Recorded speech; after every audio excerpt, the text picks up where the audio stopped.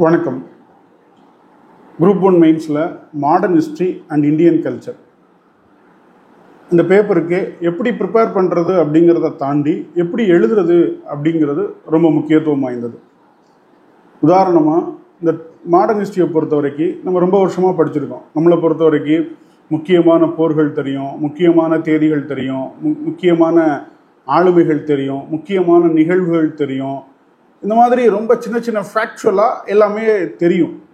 ஆனால் இந்த நமக்கு தெரிஞ்சு வச்சுருக்கக்கூடிய விஷயங்கள் எல்லாமே அதை எழுதும்போது அப்படியே அது டிரான்ஸ்ஃபார்மோ இல்லை அப்படியே கன்வெர்ட் ஆகுதா அப்படின்னு பார்த்தீங்கன்னா கண்டிப்பாக கிடையாது. அப்போது இந்த ஹிஸ்ட்ரி அண்ட் கல்ச்சரை பொறுத்த வரைக்கும் எப்படி அப்ரோச் பண்ணுறது அப்படிங்கிறது தான் இந்த வீடியோவில் இருக்கக்கூடிய ஒரு முக்கியமான விஷயம். ரைட். இப்போது மாடர்ன் ஹிஸ்ட்ரியை பொறுத்த வரைக்கும் என்ன, நமக்கு ஒரு 100 மதிப்பெண்ணுக்கு கேட்குறாங்க 5-10 ஒரு கேள்வி, சரியா? ஸோ 10 மார்க்லேயும் இருக்குது, 15 மார்க்லேயும் இருக்குது இந்த பர்டிகுலர் போர்ஷனுக்கு. அப்போ நம்ம எப்படி ஆரம்பிக்கிறது அப்படிங்கிறத காட்டிலும் எப்படி எழுதுறது அப்படின்னு நமக்கு தெரிஞ்சதுன்னா அதற்கு ஏற்றாற்போல் நம்ம என்ன பண்ணுவோம்னா நம்மளுடைய தயாரிப்புகளை மேம்படுத்துவோம், சரியா? இப்படி எழுதணும்னு அப்படிங்கக்கூடிய ஒரு மைண்ட் செட்டில் ப்ரிப்பேர் பண்ணால் மட்டும்தான் எழுதும்போது வரும். இல்லைன்னா நீங்கள் ஆல்ரெடி ப்ரிப்பேர் பண்ணியிருக்கீங்கன்னா நீங்கள் ப்ரிப்பேர் பண்ணக்கூடிய விஷயம் ஒரு ஸ்ட்ரக்சர்டாக ஒரு ஆர்கனைஸ்டாக வருமானா கண்டிப்பாக வராது. அதுக்கு பயிற்சி தேவை. அப்போ அந்த பயிற்சிக்கு முன்னாடி என்ன தேவை அப்படிங்கிறது நமக்கு புரிஞ்சுதுன்னா அதை நோக்கி நம்ம தயார் செய்வோம். அந்த அடிப்படையில் பார்க்கலாம். ஸோ எல்லாருமே விடை எழுத ஆரம்பிக்கும்போது இந்த ஸ்ட்ரக்சரை ஃபாலோ பண்ணுவீங்க. இன்ட்ரோடக்ஷன், அடுத்து பார்த்தீங்கன்னா பாடி ஆஃப் த ஆன்சர், மூணாவது கன்க்ளூஷன் அப்படிங்கக்கூடிய இந்த ஃப்ரேம் ஒர்க்கை கண்டிப்பாக ஃபாலோ பண்ணுவீங்க.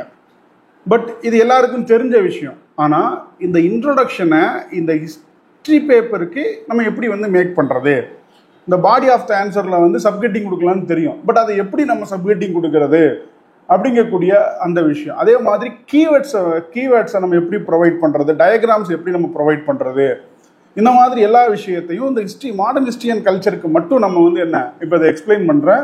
இதை பார்க்கும்போது உங்களுக்கு ஒரு புரிதல் கிடைக்கும். அப்போ விடை எழுத ஆரம்பிக்கும் போது உங்களுக்கு தெரிஞ்ச எல்லா விஷயத்தையும் ஏனாதானு எழுதாமல் ஒரு கட்டமைக்கப்பட்ட ஒரு தெளிவான ஒரு எளிமையான விடையாக நீங்கள் வடிவமைப்பீங்க. அதை மையப்படுத்தி தான் இந்த வீடியோவை நான் உங்களுக்கு ஷேர் பண்ணுறேன், சரியா? இப்போ முதல்ல இன்ட்ரோடக்ஷன் அப்படின்னு எடுத்துக்கிட்டிங்கன்னா பொதுவாக ஆரம்பிக்கலாம், சரியா? கேள்வியிலேருந்து நிறைய பேர் ஆரம்பிச்சிருவீங்க. அப்படிலாம் இல்லாமல் பொதுவாக ஆரம்பிக்கிறது இல்லாமல் இந்த வரலாற்றை பொறுத்த வரைக்கும் பார்த்தீங்கன்னா ஸ்டார்ட் வித் ஹிஸ்டாரிக்கல் கண்டெக்ஸ்ட், சரியா?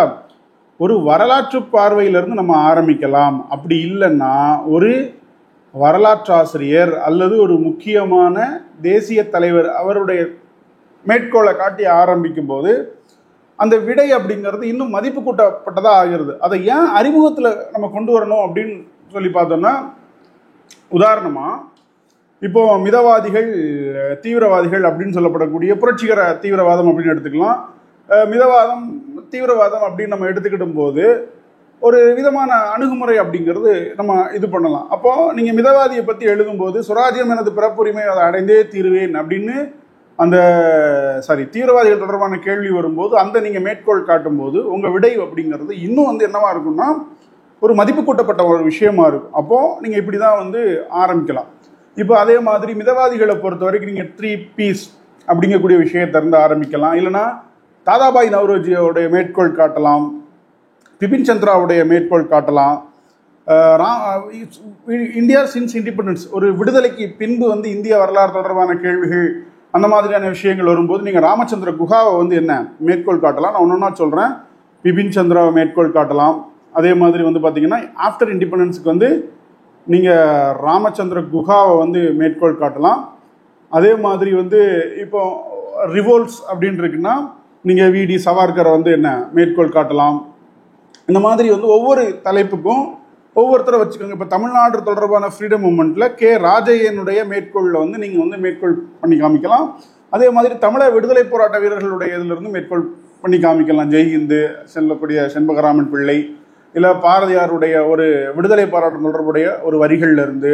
அப்போ இந்த மாதிரியெல்லாம் நம்முடைய விடையை அறிமுகத்தில் ஒரு மேற்கோளில் நம்ம காமிக்கும் போது பார்த்தீங்கன்னா அது நம்முடைய விடையை இன்னும் மேம்படுத்தப்பட்ட ஒன்றாக காட்டும். அது திருத்தக்கூடியவருக்கு டைரக்டாக நீங்கள் வந்து என்ன, you are appealing, I am writing good, நான் நல்லா எழுதியிருக்கேன் அப்படிங்கக்கூடிய ஒரு விஷயத்த நீங்கள் அவருக்கு தெரியப்படுத்துறீங்க. ஏன் அப்படின்னா, நமக்கும் திருத்துறவருக்கும் இடையே ஒரு கருவி அப்படிங்கிறது விடை தான். அப்போ அந்த விடையில தான் வந்து என்ன, நமக்கு தெரிஞ்ச எல்லா விஷயத்தையும் நம்ம காட்டணுமே தவிர்த்து அதை எப்படி ஒரு ஆர்கனைஸ்டாக காட்டுறது அப்படிங்கிறது தான் இந்த வீடியோ. அதே மாதிரி கீவேர்ட்ஸ் அப்படின்னு எடுத்துக்கிட்டிங்கன்னா, இப்போ பொதுவாக கொடுத்துருக்கேன். இம்பீரியலிசம் அப்படிங்கிறத காட்டலாம், ட்ரெயின் ஆஃப் வெல்த் அப்படிங்கிறத எழுதலாம், சத்தியகிரகா, சுதேச இயக்கம், சோசியல் சமூக நீதி, கம்யூனலிசம், இந்த மாதிரி இதெல்லாம் பொதுவாக கொடுத்துருக்கோம். அப்புறம் இதுக்கான சப்ஜெக்டிங் கொடுக்கும்போது பொலிட்டிக்கல் பெர்ஸ்பெக்டிவ்ல கொடுக்குறோமா, எக்கனாமிக் பெர்ஸ்பெக்டிவ்ல கொடுக்குறோமா, சோஷியல் பெர்ஸ்பெக்டிவ்ல கொடுக்குறோமா, ரிலீஜியஸ் பெர்ஸ்பெக்டிவ்ல கொடுக்குறோமா, அட்மினிஸ்ட்ரேட்டிவ் இதில் கொடுக்குறோமா, அது மட்டும் இல்லாமல் இங்கே எல்லாமே வந்து பார்த்திங்கன்னா காஸ் அண்ட் இம்பேக்ட் அப்படிங்கக்கூடிய ஒரு இதில் தான் இருக்கும். உதாரணமாக நம்ம கேள்விகளை பார்த்தீங்க அப்படின்னா, ஒரு கேள்வி அடிக்கடி கேட்கப்படக்கூடிய கேள்வி என்னன்னா, is Vellore is a precursor to 1857 ரிவோல்ட்னு ஒரு கேள்வி கேட்குறான். அதாவது வந்து 1857ஆம் ஆண்டு புரட்சிக்கு முன்னோடியாக வெல்லூர் புரட்சி உள்ளதான்னு கேட்கும்போது நீங்கள் என்ன, இந்த காசஸ் அண்ட் இம்பேக்ட் இந்த ரெண்டையும் கம்பேர் பண்ணி தான் நீங்கள் எழுதுகிற மாதிரி இருக்கும் இல்லையா? ஏன் அப்படின்னு பார்த்தீங்கன்னா, காசஸ் எடுத்துக்கிட்டீங்க அப்படின்னா ரெண்டுமே ஒன்று தான். ரெண்டுமே வந்து என்ன, அந்த கொழுப்பு தடவப்பட்ட தோட்டாக்கள், அன்ஆர்கனைஸ்டான ஒரு விஷயம். ஜாகிரபிக்கல் பெர்ஸ்பெக்டிவை பொறுத்த வரைக்கும் அது வட இந்தியாவில் மட்டும் இருந்துச்சு, இது வெள்ளூரில் மட்டும் வந்து என்ன பரவுச்சு. அப்போ இந்த வரலாற்றை பொறுத்த வரைக்கும் political, economical and social, religious, administrative பெர்ஸ்பெக்டிவ்ல நீங்கள் எழுதும்போது அது இன்னும் பெட்டராக இருக்கும்.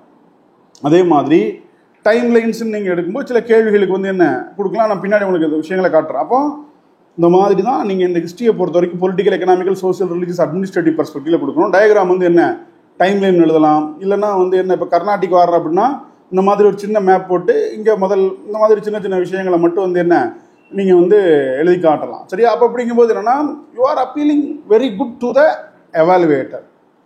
புரிஞ்சிடும். அதே மாதிரி முடியும் போது முக்கியத்துவத்தையோ அதனுடைய தீவிரமான தொடர்ச்சியோ இல்லை அதை பற்றின பல்வேறு பார்வையோ நீங்கள் முன்வைக்கும் போது என்ன ஆகுது அப்படின்னா, உங்களுடைய விடை ரொம்ப பக்காவாக இருக்கும். ஏன் அப்படின்னு பார்த்தீங்கன்னா, திருத்தக்கூடியவர் வந்து 100 பேப்பர் திருத்தும் போது எல்லா பேப்பருக்கும் எல்லா பக்கத்தையும் வாசிக்கிட்டு இருக்க மாட்டார். அறிமுகத்தை பார்ப்பாங்க, முடிவுரையை பார்ப்பாங்க. இந்த ரெண்டு விஷயமும் பக்காவாக இருக்கும்போது okay you are writing good அப்படிங்கக்கூடிய ஒரு முடிவுக்கு தான் வருவாங்க. நம்ம பேப்பரை வந்து ஒவ்வொருத்தரும் வந்து ரொம்ப பொறுமையாக நல்லா எழுதியிருக்கார் அப்படிங்கக்கூடிய இதுலலாம் பார்க்க மாட்டாங்க. அப்போ அவங்களுக்கு எதிர்பார்க்கக்கூடிய சிம்பிளிஃபை பண்ணுறதுல வரலாற்றில் நீங்கள் இந்த மாதிரி தான் எழுதணும். இப்போ நான் வந்து ஒரு 7 தலைப்பாக பிரிச்சிருக்கிறேன். உதாரணத்துக்கு நீங்கள் advent of European invention, consultation of British ரூல்னு நீங்கள் எழுதும்போது சில விஷயங்களை வந்து நீங்கள் வந்து மைண்டில் வச்சு எழுதணும். இப்போ இந்த அட்வென்ட் ஆஃப் யூரோப்பியன் தொடர்பாகவோ கன்சல்டேஷன் ஆஃப் பிரிட்டிஷ் ரூல் தொடர்பாகவோ வரும்போது ஒரு முக்கியமான விஷயத்தை வந்து நீங்கள் வந்து என்ன ஹைலைட் பண்ணி காக்கலாம். சரியா? இப்போ இந்த கேள்வியை பார்த்துக்கோங்க. Explain the factors that led to the success of the British in establishing their supremacy over the European powers and Indian princely states. சரியா? அப்போது முதல்ல அவங்க இப்போ எப்படியா மாறுறாங்க அப்படின்னு பார்த்தீங்கன்னா, அந்த transition from trade to territory, வர்த்தகத்திலிருந்து ஆட்சி பகுதியை கைப்பற்றுவது வரைக்கும் அப்படின்னு நீங்கள் எழுதும்போது அதிலே அந்த ஒரே வார்த்தையிலே வந்து என்னன்னா, அட்வென்ட் ஆஃப் யூரோப்பியன் அப்படிங்கிறது என்ன, it's a trade. Consolidate of British rule அப்படிங்கிறது வந்து பார்த்தீங்கன்னா it's a territory. Trade to transition அப்படிங்கிறத ரொம்ப சுருக்கமாக எவாலுவேட்டருக்கு வந்து அதுதான். The initially arriving as a maritime traders, the British East India Company skillfully leveraged the European commercial rivals and political fragmentation to transform itself from a humble petitioner in Mughal courts into the subcontinent undisputed master. இப்போ இந்த இடத்துல வந்து நீங்கள் இந்த இடத்துல தான் நீங்கள் valuate பண்ணலாம். ஸோ முகல் கோர்ட் அப்படிங்கும்போது பதிலாக பெட்டிஷனரின் அவர் அவுரங்கசீப் கிட்ட வாங்கினாரா இல்லை யார்கிட்ட, ஜஹாங்கீர் கிட்ட வாங்கியிருப்பாங்க. சரியா? ஸோ ஜஹாங்கீரை வந்து என்ன நீங்கள் மென்ஷன் பண்ணி காட்டலாம். அப்போ வெறுமனே ஒரு அறிமுகம் எழுதுவதற்கும் இந்த மாதிரி ஒவ்வொரு குறிப்பிட்ட தலைப்புகளுக்கு நீங்கள் ஒரு தீமெட்டிக்காக ஒரு ரெடிமேடை உருவாக்கி வச்சு எழுதுறதுக்கும் there is a difference. Right? அடுத்து ஹெட்டிங் சக்ஸஸ் அகெயின்ஸ்ட். அப்போ இந்த கேள்வியோட சரியா, ஏன்னா அது 2 பார்ட் இருக்குது. கேள்வி என்ன அப்படின்னு பார்த்தீங்கன்னா, European powers, Indian princely state. அப்போது முதல்ல வந்து பார்த்தீங்கன்னா சக்ஸஸ் அகெயின்ஸ்ட் யூரோப்பியன் ரிவல்ஸ். அப்போ வந்து சுப்பீரியர் நாவல் பவர் இப்படி தான் சப்கெட்டிங் கொடுக்கணும். Stronger financial backing from the bank of England, less interference from the home government, decisive victories in the Carnatic wars, right, against Indian states. So எதெல்லாம் பண்ணாங்கன்னு பார்த்தீங்கன்னா, superior military technology and discipline. சரியா? brilliant leadership, Clive, Warren Hasting, Wellesley, effective use of divide and rule policy. ஏன்னா இந்த இதிலலாம் இந்த மாதிரியான particular keyword அப்படிங்கிறது வரும். Diplomatic tools like subsidiary alliance and doctrine of lapse, துணைப்படை திட்டம் மற்றும் வந்து பார்த்தீங்கன்னா வாரிசு இழப்பு கொள்கை, எக்கனாமிக் ஸ்ட்ரென்த். சரியா? அப்போ இதில் வந்து ஒரு சின்ன ஒரு மேப் போடுறோம். அப்போ battle of Plassey, battle of Buxar, Carnatic wars, Anglo Maratha Mysore wars. அதே நேரத்தில் ஒரு மேப் போட்டு இந்த மாதிரி 2 மேப் போடலாம். ஸோ 1757 எப்படி இருந்தாங்க, ஒரு 1800 எப்படி இருந்தாங்கன்னு கம்பேர் பண்ணி அவங்களோட இதெல்லாம் காமிக்கும் போது நீங்கள் ரொம்ப சிம்பிளாக விஷயத்தை பார்க்கலாம். சரியா? அப்போ கீவேர்ட்ஸ்ன்னு பார்க்கும்போது இதெல்லாம் வரும்னா மெர்கண்டலிசம் அப்படிங்கிறது வரும், கர்நாடிக் வார்ஸ் அப்படிங்கிறது வரும், பேட்டில் ஆஃப் பிளாசி அப்படிங்கிறது வரும், சப்சிடரி அலையன்ஸுங்கிறது வரும், doctrine of lapse, divide and rule. அப்போ இந்த மாதிரியான கீவேர்ட்ஸ் எல்லாம் நம்ம ஒரு இந்த பிரிட்டிஷ் தொடர்பான கேள்விகளுக்கு நாம் வி ஷுட் பி ப்ரிப்பேர்ட், ப்ரீப்ரிப்பேர்ட், முன்னாடியே அதை தயார் பண்ணி வச்சுக்கும் போது அதை ஈஸியாக போய் ஃபிட் பண்ணுறதுக்கு வந்து என்ன ஒரு ரெடிமேட் மாதிரி நம்ம யூஸ் பண்ணிக்கலாம். சரியா? இப்போ ஓகே, அப்போ அந்த மாதிரியான விஷயத்துக்கு அப்படி எழுதிக்கலாம். The British consolidation of power was not a single event but a century long process of calculated military, diplomatic and economic manners which ultimately led the foundation for the British Raj and its subsequent train of wealth. அப்போ இந்த அறிமுகமும் இந்த முடிவுரையும் பார்த்தீங்கன்னா it is more attractive. Even though நான் இதில் வந்து பார்த்தீங்கன்னா ஒரு code கூட பயன்படுத்தலை. பட் நீங்கள் தாதாபாய் நவரோஜி வந்து என்ன, அப்போ அடுத்து வந்து இந்த ஏர்லி ரிவல்யன்ஸ், ரிவோல்ட்லாம் இருக்கு இல்லையா, அப்போ அந்த மாதிரியான விஷயத்துக்கு நம்ம எப்படி அறிமுகம், முடிவுரை, இன்ட்ரோடக்ஷன், கன்க்ளூஷன் எழுதலாம் அப்படிங்கிறத இந்த ஒரு கேள்வி மூலமாக காட்டுறேன். For example, the 1857 revolt was not a sudden occurrence but the culmination of series of earlier uprising. Discuss the context of the South Indian and என்ன வெள்ளூர் ரிபல்லியன்ஸ். இந்த ஏர்லியர் ரிபல்லியன்ஸ்லாம் பிஃபோர் 1857. சரியா? அப்போ அறிமுகத்தை எப்படி கொடுத்துருக்கோம் பாருங்க, ஃபேமஸ் ப்ரீகர்சர்ஸ். புரியுதா? 1857 ஆண்டுக்கு முன்னோடி அப்படின்னு நீங்கள் வெறுமனே என்ன வெள்ளூர் புரட்சியை, அந்த வெள்ளூர் புரட்சியை மட்டும் இல்லாமல் இதுக்கு முன்னாடி நடந்த எல்லா புரட்சிகள் இருக்கு இல்லையா, கோல் புரட்சி, முண்டாக்கள், அப்போ இந்த மாதிரியெல்லாம் நீங்கள் எழுதும்போது இட் இஸ் பக்காவான ஒரு இன்ட்ரொடக்ஷனாக இருக்கும். ஸோ லாங் பிஃபோர், அப்போது ப்ரீகர்சர்னு நம்ம இந்த மாதிரியான தலைப்புக்கு ஏர்லி ரிபெலியன்ஸ் கொடுக்கணும். சரியா? So split of the resistance against British was ignited south. ஆரம்பத்தில் இங்கே தான் துவங்குது. The rebellions of the Palikar and Sepoys at the Vellore were crucial early manifestation of discontent, serving as harbingers of the largest storm to come. Okay. அடுத்து இதில் 2 இருக்கு. ஏன்னா அதில் 2 கேட்டிருக்காங்க கேள்வி, சவுத் இண்டியன், வெள்ளூர். அப்போ சவுத் இண்டியன் ரிபல்லியனுக்கான காஸ், கீ லீடர், சிக்னிஃபிகன்ஸ். அதே மாதிரி வெள்ளூர் புரட்சிக்கான காரணம், நெச்சர், சிக்னிஃபிகன்ஸ் எழுதலாம். சரியா? ஸோ இப்போ இந்த வெள்ளூர் ரிபல்லியனை இது பண்ணி பார்க்கும்போது கிளியர் ட்ரெஸ் ரிகல்ஸ் அப்படின்னு எழுதும்போது நம்ம வந்து என்ன நிறையா இடங்களில் இதை வந்து நம்ம முன்னோடின்னு ரொம்ப தெளிவாக எழுதலாம். ஏன்னா இந்த வெள்ளூர் ரிபல்லியனுக்கும் 1857 ரிபல்லியனுக்கும் நிறையா ஒற்றுமை அப்படிங்கிறது இருக்குது. சரியா?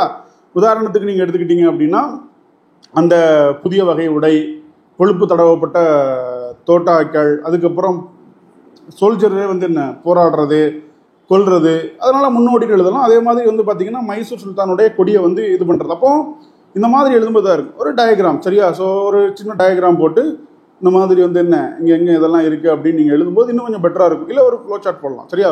ஸோ பாலிகாரர்ஸ், காவல் சிஸ்டம், கட்டபொம்மன், மருதுபாண்டியர், திருச்சிராப்பள்ளி ப்ரொக்ளமேஷன், விருபாச்சி கபால், இந்த மாதிரி எல்லாம் எழுதிக்கலாம். ஸோ அப்போ முடிவுரை எழுதும்போது எப்படி எழுதும் பாருங்க. த suppressed brutality the southern rebellions demonstrated that British authority could be challenged.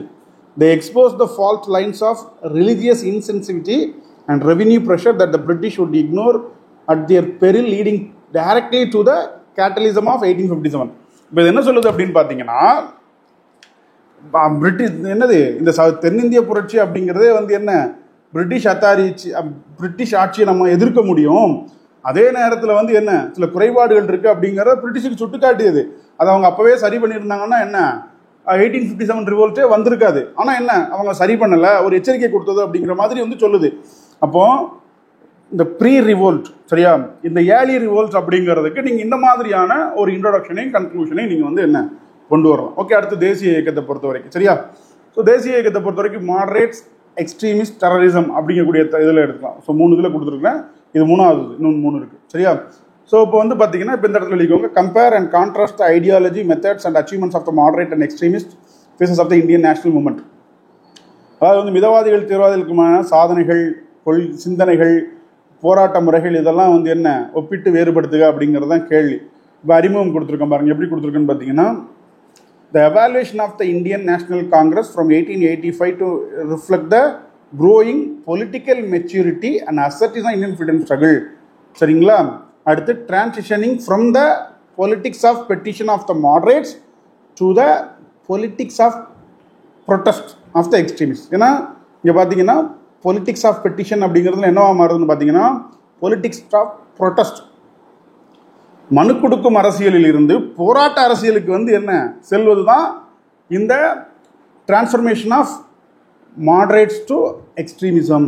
அப்போ இந்த அறிமுகமே வந்து என்னன்னா, இந்த மாதிரி இந்தியன் நேஷனல் மூவ்மெண்ட் தொடர்பான விஷயத்துக்கு நீங்கள் எழுதும்போது நீங்கள் உண்மையிலே கேள்வி புரிஞ்சிருக்கு அப்படிங்கக்கூடிய ஒரு தோற்றத்தை வந்து ஏற்படுத்தும். So moderate face, ideology, methods, leaders, achievements.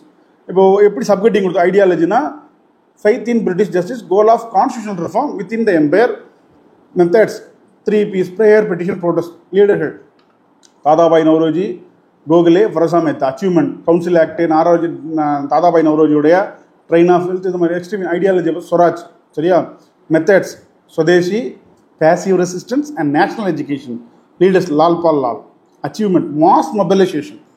சரி, அங்கே வந்து மாஸ் மொபிலைசேஷன் அப்படிங்கிறது வராது, சின்ன விஷயம். ரெவல்யூஷன் பொறுத்த வரைக்கும் என்னன்னா எ ஸ்மாலர் பேரலல் ஸ்ட்ரீம். இந்த ரெண்டு கடையில் வந்து என்ன போச்சு, எடுத்துக்காட்டு வந்து இது. இப்போ இந்த இதுக்கு வந்து பார்த்தீங்கன்னா நீங்கள் ஒரு டீ சார்ட் மாதிரி வந்து போடலாம். ஸோ டீ சார்ட்னா என்ன, இந்த மாதிரி போட்டு இதில் வந்து மாடரேட்ஸு, எக்ஸ்ட்ரீமிஸ்ட்டு, டெரரிஸ்ட் மூவ்மெண்ட் அப்படிங்கிற மாதிரியான விஷயத்தை நீங்கள் போடும்போது கீவேர்ட்ஸ்னு பார்த்தீங்கன்னா safety valve theory, 3 P's, constitutional agitation, drain of wealth, swadeshi swaraj, passive resistance, Surat split. சரியா? கன்க்ளூஷனை பாருங்கள். While the moderates laid the institutional and intellectual foundation for the freedom struggle, the extremists broadened its social base.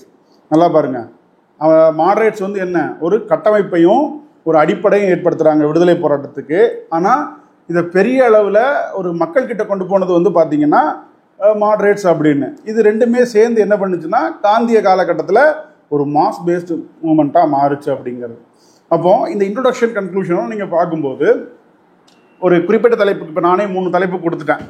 சரியா? அப்போ இந்த மாதிரி இதை நான் சொல்கிற விஷயத்தை வச்சு நீங்கள் என்ன பண்ணிக்கலாம், ஒன்றொன்னா இது பண்ணிக்கலாம். அடுத்து சிக்னிஃபிகண்ட் நேஷனல் லீடர்ன்னு இருக்கு இல்லையா? இப்போ இந்த மாதிரியான விஷயத்துக்கு எப்படி எழுதலாம் அப்படிங்கிறத பார்க்கலாம். சரியா? இது எல்லா லீடருக்கும் பொருந்தும். கான்ட்ரிபியூஷன் ஆஃப் லீடர்னு போட்டுக்கலாம். Start with defining characteristics or famous trait. ஒரு லீடரை பற்றி கேட்காங்கன்னா அவங்களுடைய தன்மையோ இல்லைன்னா என்ன ஒரு முக்கியமான மேற்கோளையோ காட்டி இது பண்ணலாம். இப்போ உதாரணத்துக்கு வந்து காந்தி எடுத்துக்கிட்டோம் அப்படின்னா, Mahatma Gandhi's unique contribution of the transformation of the freedom struggle from an elite-led movement to the mass satyagraha. காந்தினாலே என்ன சத்தியகிரக தான். அதனால் weapons of truth, non violence. Nehru first prime minister, architect of its post independent vision, championing parliament democracy, secularism and non foreign align policy. அப்போ இதெல்லாம் என்ன சொல்லுது அப்படின்னு பார்த்தீங்கன்னா, நாம் இந்த மாதிரி எழுத முடியும். இந்த மாதிரி எழுதும்போது திருத்துறவருக்கு ரொம்ப குயிக்காக அண்டர்ஸ்டாண்ட் ஆகும். நம்ம சொல்ல வரக்கூடிய விஷயத்த ரொம்ப சுருக்கமாக தெளிவாக நேரடியாக டு த பாயிண்ட் அப்படிங்கிறத வந்து என்ன சொல்லிடுறோம் அப்படிங்கிறது. So role of the period of struggle, ஒவ்வொருத்தருக்கும் அவங்க என்னென்ன மூவ்மெண்ட் பண்ணாங்க. சரியா? அதே மாதிரி ஐடியாலஜிக்கல் கான்ட்ரிபியூஷன். இப்போ காந்தினா சத்தியகிரகா, நேருனா சோஷியலிசம், போஸ்னா என்ன ரேடிக்கல் நேஷனலிசம். அப்போ இந்த மாதிரி தீமெட்டிக்காக ஒரு ஃபார்மெட் ரெடி பண்ணுறதுக்கு இது உங்களுக்கு யூஸ்ஃபுல்லாக இருக்கும். சரியா? நேஷன் பில்டிங் ஸ்டேட்மெண்ட்டாக என்ன பண்ணாங்க, சோஷியல் எக்கனாமிக் திங்கராக அம்பேத்கர் என்ன பண்ணார், கான்ஸ்டியூஷனல் ரோலில் அம்பேத்கர், இந்த மாதிரி ஒவ்வொரு விஷயத்தை எழுதிக்கலாம். சரியா? ஒரு மைண்ட் மேப் அப்படிங்கிறத போட்டுட்டு ஸோ அதில் என்ன பண்ணிக்கலாம், political, social, economical and ideological இந்த மாதிரி வந்து போட்டுக்கலாம். ஒவ்வொருத்தருக்கும் போட்டு இந்த மாதிரி போடலாம். இல்லைனா என்ன இந்த மாதிரி கூட நீங்கள் வந்து போட்டுக்கலாம். சரியா? ஸோ கீவேர்ட்ஸ் காந்தினா என்னென்ன, சத்தியகிரகா, அகிம்சா, ஹரிஜன், ட்ரஸ்ட்ஷிப், சர்வோதயா. நேருவை பொறுத்த வரைக்கும் என்னென்ன, trust with destiny, Panchsheel, NAM, secularism, temples of modern India. போஸை பொறுத்த வரைக்கும் Forward Bloc, INA, Dilli Chalo, இந்த மாதிரியான விஷயம் எல்லாத்துக்குமே. சரியா? அம்பேத்கர்னா annihilation of caste, Poona pact, drafting committee, Hindu code bill நீங்கள் ஆட் பண்ணோம்னா மகத் சத்தியகிரகா, அந்த மாதிரி எல்லாத்தையும் வேணால் இது பண்ணிக்கலாம். சரியா? அப்போது ஒவ்வொரு விஷயத்துக்கும் இப்போ இந்த மாதிரி இது கொடுக்குறோம் பாருங்க. Thus, legacy is not confined to history books. Their vision continues to shape India's political discourse and national identity in the 21st century. அப்போ எப்படியெல்லாம் நம்ம ஒரு கேள்விக்கு அறிமுகம் கொடுக்கலாம் இந்த குறிப்பிட்ட தீமெட்டிக்கு அடுத்து கான்ஸ்டியூஷனல் ஃபைனல் இண்டிபெண்டன்ட் ஃபேஸுக்கு எடுத்துக்கலாம். சரியா? இப்போ இதில் வந்து பார்த்தீங்கன்னா trace a significant stage in the development of India highlighting key features.